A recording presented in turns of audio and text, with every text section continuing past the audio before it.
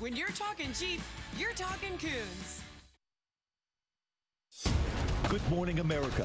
Breaking news as we come on the air. Now a new terror attack in Spain overnight, following that horror in Barcelona. This time, suspects plowing into a crowded resort town, armed with fake explosive belts. Police taking them down. Just hours after this white van barreled through crowds at one of the top tourist destinations in the world. I just saw people running, screaming. Killing at least 13, injuring more than 100, including an American, sending families running for their lives. ISIS claiming responsibility.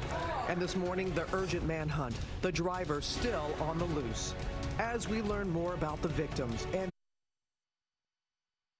heroes who helped save lives. And a new warning this morning.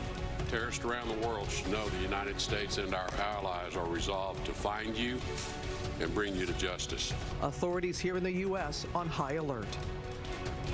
President Trump condemning the attack, lashing out at Muslim extremists, while this morning facing new backlash here at home for his response to Charlottesville. And now a top Republican senator calling for, quote, radical changes at the White House. And the mother of Heather Heyer here on GMA. Her message to the president and what she wants the world to know this morning. Live in Times Square, this is Good Morning America.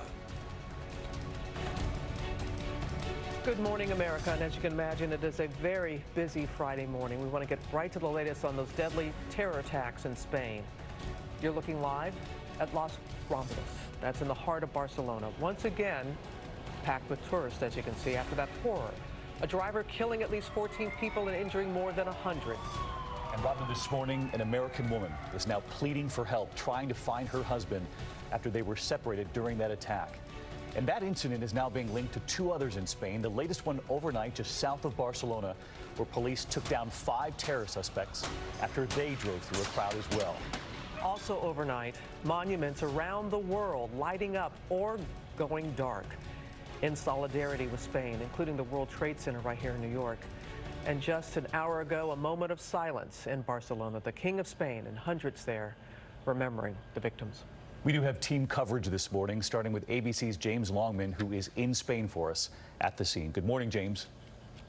Good morning, David. A terror attack right in the heart of Barcelona. And we are on Las Ramblas now, the street where that van plowed down. Now, people walking away from a vigil that was held up in the square earlier this morning. But last night, a horrific terror attack that killed and injured scores of people. Shots ring out in the coastal town of Cambrils. 5 suspected terrorists shot and killed after driving over pedestrians. One of those suspects seen here. 6 bystanders and 1 police officer wounded in what came at the end of a shocking 24 hours along the Catalan coast.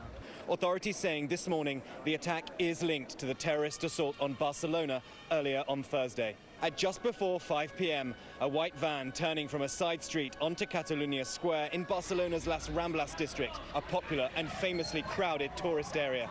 The van ploughing into pedestrians.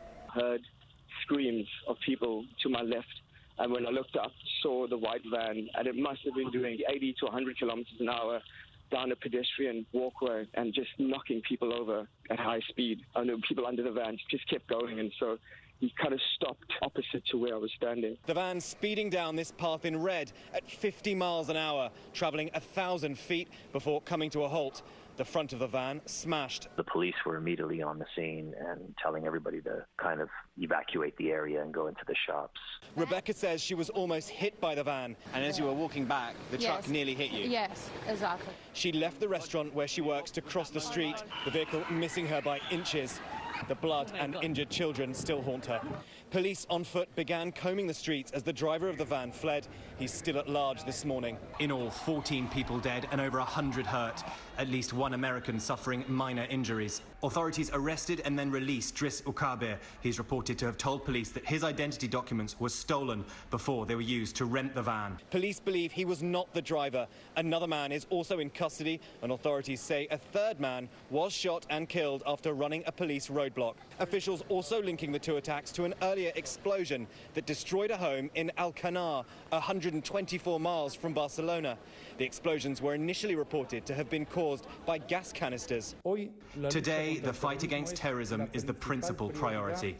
The Spanish Prime Minister, Mariano Rajoy, speaking overnight, saying the whole country stood in solidarity. This ISIS sleeper terror cell are still at large, and will they attack again before police close in? Details are still sketchy about the second attempted terror attack in Cambril overnight and the connections of the 5 dead terrorists to those involved in yesterday's van attack in Barcelona. But the existence and the size of the ISIS terror cell has stunned Spanish police. ISIS promotes these types of attacks because they're easy. You can take people